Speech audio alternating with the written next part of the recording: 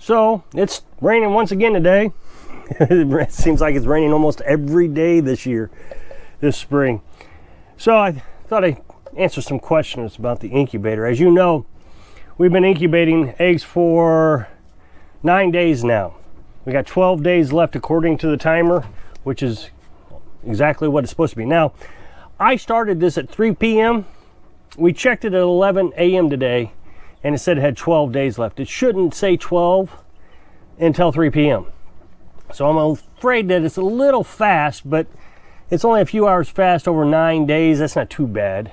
Now, this thing holds 22 eggs. One of the questions that I got was, we don't get 22 eggs a day, so did we start some on one day and then more on the next day and more on the next day? No, we started them all on the same day. We collected them for several days, I think 3 days.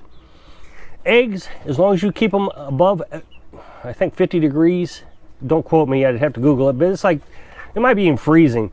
As long as you keep it above a certain temperature, they will stay fertilized for 7 days. So you can hang on to them for 7 days and then incubate them all at once. The incubator is really nice. I've talked about this incubator quite a bit since we've started using it. It doesn't hardly use any electric. This is just fantastic for being off-grid. I was concerned that we wouldn't have enough electric to run it, but this little fan back here that we use regularly might actually use just about the same as this incubator. It's quite incredible. So when the heater's on, it's about 50 watts. With the heater's off, there's a little fan in there that runs. You can hear it running all the time. It's about 20 watts. The inverter is obviously under a load. Normally, you don't hear the fan on the inverter down there. The inverter is what changes DC electric into AC electric. So my batteries, 12-volt batteries, which are like car batteries, they're actually RV marine batteries. These little chicks are all excited. They want to come out, but it's been raining and cold, so I can't let them out. I take them outside. We got a little cage outside. They can go outside too. This morning, they tried to jump out when I fed them. They're usually pretty timid. They don't want to come out or me get near them or hold them or anything. But today, they let me push them back and everything. They were being quite aggressive. So it doesn't use much electric, and that is just very encouraging. One of the things that we learned is the chickens that we're going to get, which are Brahma chickens, they lay most of their eggs in the wintertime, which is exactly the opposite of most chickens. Brahmas are a really hardy winter bird, so most of their eggs are produced during the winter. Well, during the winter, we don't get as much sunlight, so the solar has a hard time keeping up with us. But with us using such little electric, I think that we'll actually be able to incubate the Brahmas in the wintertime. It's going to be a little bit more complicated. We wouldn't do 22 eggs. That'd just be too much for winter. And we'd have to raise them indoors for a long time until they got big enough that we could take them outside in that cold weather. But again, they're a winter hardy bird, so they'll produce feathers quite quickly. Now, this incubator, I bragged that this is a lot better than the styrofoam incubators. And somebody said, well, you must have gotten one of those old ones because the new ones are really great. You're right. The one I had was probably made in the 90s, so yeah, it was probably pretty old. I don't ever feel like I'm that old. Maybe technology has improved. This one has a rotator, a turner, it turns the eggs. That is what's the best about this. I never have to open it up. This is the first day that we've opened it up. I checked 4 eggs in here to see if it's got a little light on it where you can check to see if they're got anything in the eggs. It's called candling the eggs. And so I checked 4 of them, and all 4 of them appeared to have chickens in it at 12 days. Now, you're supposed to check them around 11 days, but we figured it's close enough. And sure enough, they all had what appeared to be chickens in them. Now, like I said, the styrofoam ones just had a really tough time keeping the temperature controlled. Somebody said that the modern ones do much better. They did not say, though, if the styrofoam rotates this. Now, everything on this is timed. This will rotate every few hours. Now, I don't know how often that is. On the first day, it didn't seem like it rotated hardly at all. On the second day, it seemed like it was rotating all the time. Now, it's back to just occasionally. So I think it's on different patterns, but I don't know. There's nothing in the instructions. I went back to Amazon and looked, see how often it was. Nothing said anything. So it controls the temperature just fine. Now this little tray right here holds water, and you put distilled water in it, and that controls the humidity. There's a door on here that you slide all back and forth, and that door, you're supposed to have it open at least halfway. I had to keep it open all the way because we're in such a humid environment. This morning it actually got low, so you really got to keep an eye on it. I wish they would have put that door on some sort of automatic thing where it would open up based on the humidity of the outside. But it's just something you got to keep an eye on. And it tells you the humidity. Right now it's 49% humidity in there.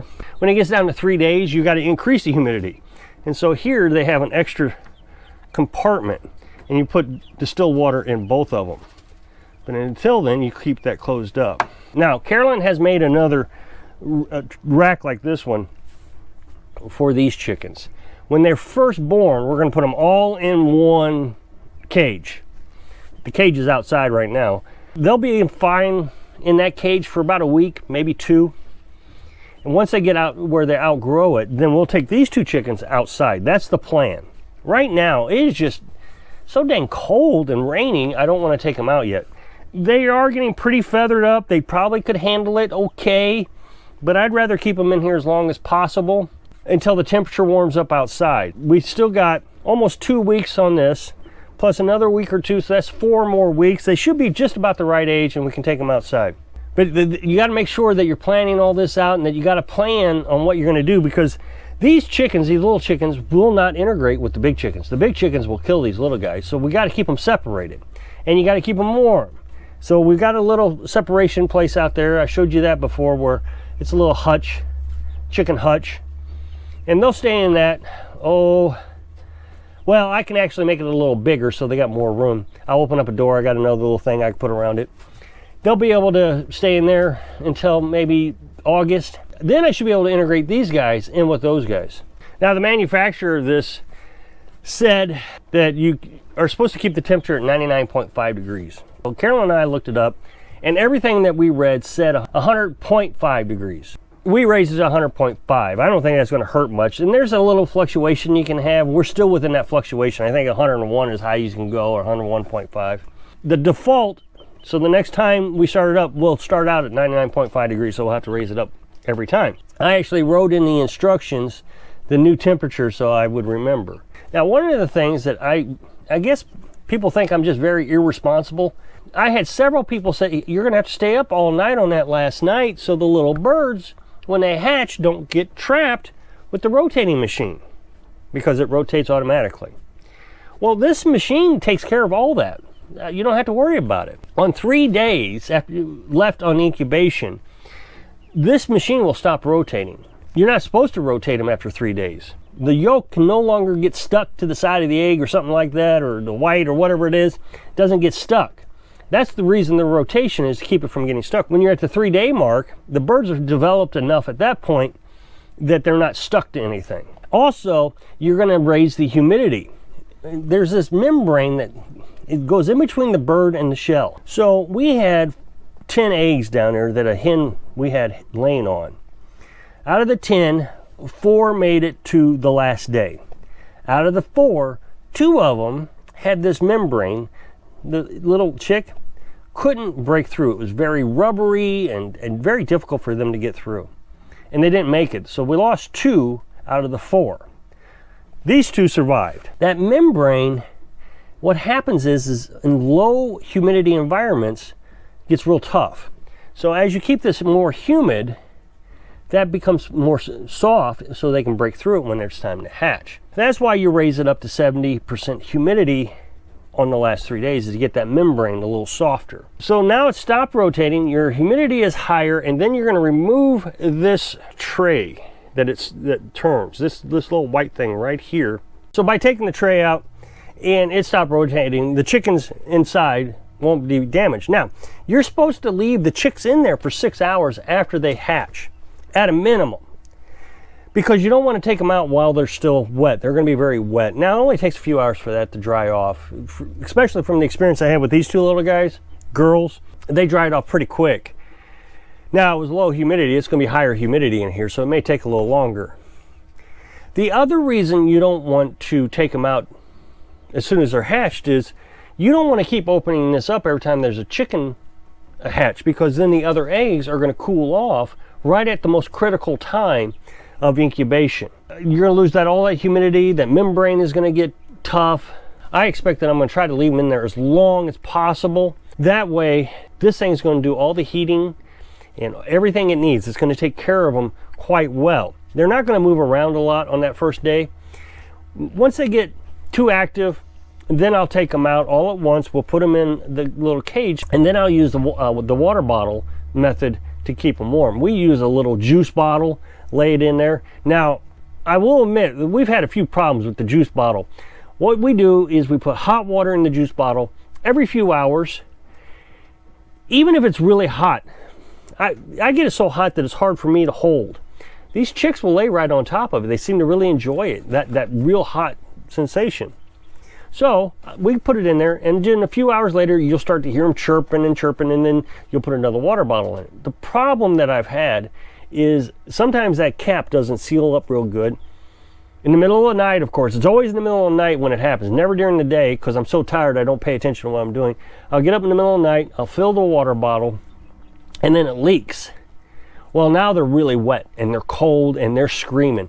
I remember one time Carolyn got up in the middle of the night, and I just had put a new water bottle in there. Oh, there they goes, rotating. It was hard to get them warmed up again. I dried them off. We dried them off as good as we could, and then put new water bottles in there. The problem is we had 25 of them. That was with the meat birds. There was a lot of them that got wet. Boy, they were not happy either. So if you can click this up next box, I'd really appreciate it. Take you to my next video. So I hope I can inspire you to raise your own chickens so you can live your dream. Thanks for watching.